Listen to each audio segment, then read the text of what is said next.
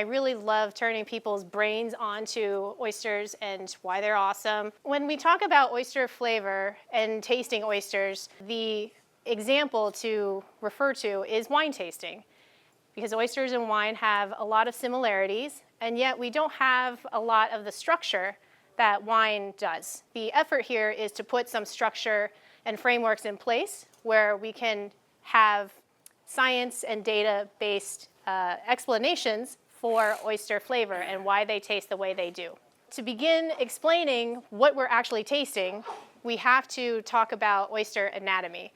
Oysters are bivalve mollusks, they are live animals, and they are relatively simple and pretty efficient energy converters. I won't go through all of these factors about oyster anatomy, but the most important ones to know when it comes to what is actually having the most impact on oyster flavor is the adductor muscle, the singular muscle on the oyster that is responsible for keeping the oyster shell closed. Oysters naturally like to keep their shells open in order to feed, to breathe, but if they are lifted out of water, if they sense predators, they like to keep it closed. They need to expend energy to be able to do that. The other component is the digestive area or the stomach. Sometimes you might see like a tint of color in there. That is actually just digested algae that's being stored in the stomach.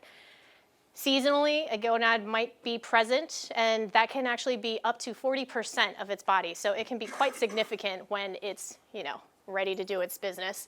Mantle is the outer edge of the oyster. It's largely responsible for growing the new shells. Oysters grow their shell outwards. The mantle is secreting the calcium carbonate to grow that shell. It also is a good energy store for the oyster and manages the mineral content. At one point, I decided to do a nerdy experiment where I had this very large oyster.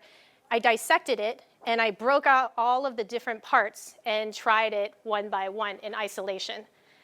It looked really hideous, so I don't have a picture of that. But what I discovered was that each part had a different flavor.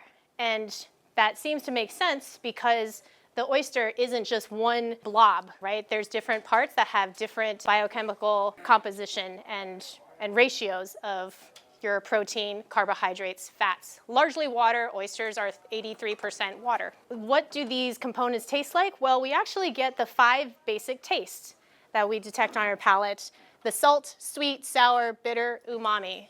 And the salty is really coming from the seawater and the water composition of that oyster. So whether your water is very sweet or low salinity or very high, that has a huge impact on the overall taste of that meat.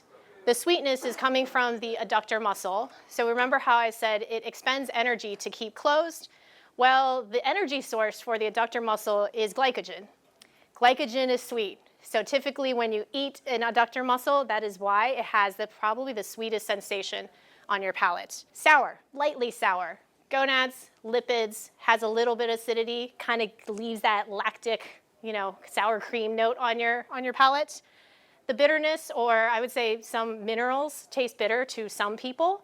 That is coming potentially from the mantle. And actually a fun story is if you are familiar with the European native oyster, or the bologna, they have this really incredible minerality, this metallicness, zinc, copper, what have you, in the oyster.